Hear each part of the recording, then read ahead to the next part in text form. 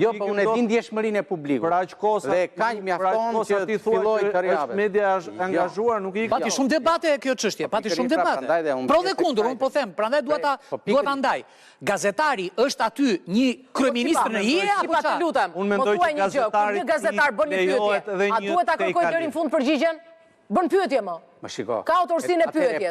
Duhet ta kërkoj deri në fund përgjigjen. Unë mendoj që gazetarit i lejohet edhe një tejkalim. Po. Atëherë edhe kryeministrit i lejohet tejkalimi. Jo, kryeministri. E përjashtoi na. Kryeministri nuk i lejohet. Në intervistë. Nuk i lejohet. Si lejohet? Ai përjashtoi na mbledhja. Të kemi parasysh. Nuk i lejohet, po themi, nuk po themi çfarë bëri. Po. Gazetari në rast se do të presi të japi të hedhë të pres me kryeministrin, e fton kryeministrin në intervistë dhe mund të bëjë dhe atë diskutim. Zvjen ai. Konferencë, atëherë. Ne kemi ftuar për shkak s'na ka ardhur asnjëherë. Në konferencë. Edhe ne sillemi me edukat dhe me kulturë. Bën pyetjen dhe i qëndron fort pyetjes, po jo të komentoj pyetjen dhe jo të komentoj përgjigjen. Të bëj pyetje. Po e diti që ka një pjesë të publikut që një pjesë e publikut e do këtë. Këtë që thot sa, e do.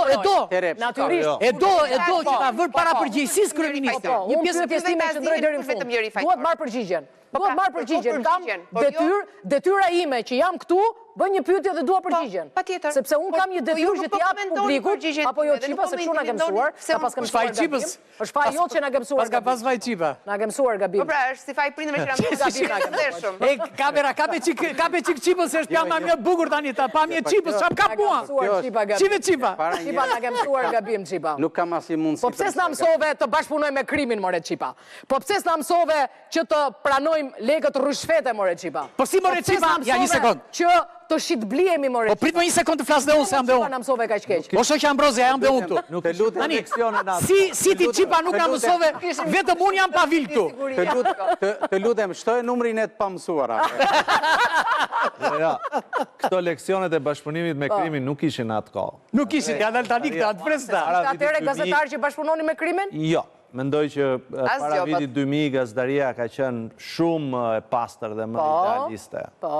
Pastaj filloi molep. Pastaj molepsja, po. Mendimi im. Do se kishte lek shumë, nuk është se... Shiko, edhe forma e këtij pasazhit të bashkëbisedimit që kemi ndërtuar deri në momentin që po flas, ekspozon më së miri si një pasqyrë atë që shëmbëllen në realitetin sot. Ne nuk jemi më në kohën e mendimit. Jemi në kohën e teknologjisë dhe të shpejtësisë vepruese, konsumit. Gjithmonë. Kështu që pyetjet tuaja, ose me thënë ndryshe, mësimet e mësuara keq, sikundër ju më akuzoni, janë të lidhura në kohën kur ekzistonte dhe respektoi moraliteti i forcës së mendimit. Gazetaria e vërtet? Sot, padyshim, në konceptin dhe ndërgjegjjen time. Gazetaria këtu, përveç se qytetar gazetar. Por nuk nënkupton kjo gazetarin moralizante. Se janë dy gjëra të ndryshme. Jo, s'po bëj morale. Në rastin konkret. Ne po themi misioni i gazetarit. E din këta që punojnë gazetar, kush është misioni i gazetarit? E din apo e harrojnë? Diferenca që bën gazetari si misionar, mishërohet në 3 elemente bazike, themelore. E para njerë, në respektimin e integritetit dhe sovranitetit ndërgjegjësor dhe vetjak, që këto shpesh janë të zhbëra në realitetin ton, respektimi i vetvetes parëm prej indulgjencave e ndikimeve, që këtë nuk ta kam mësuar dhe s'do ta mësoj kur gabim. Po pra ndikimit, mruajtja e pavarësisë tënde, më shqip se kaq shqip të betohem me diplomë në dorë, që vetëm shqipësh.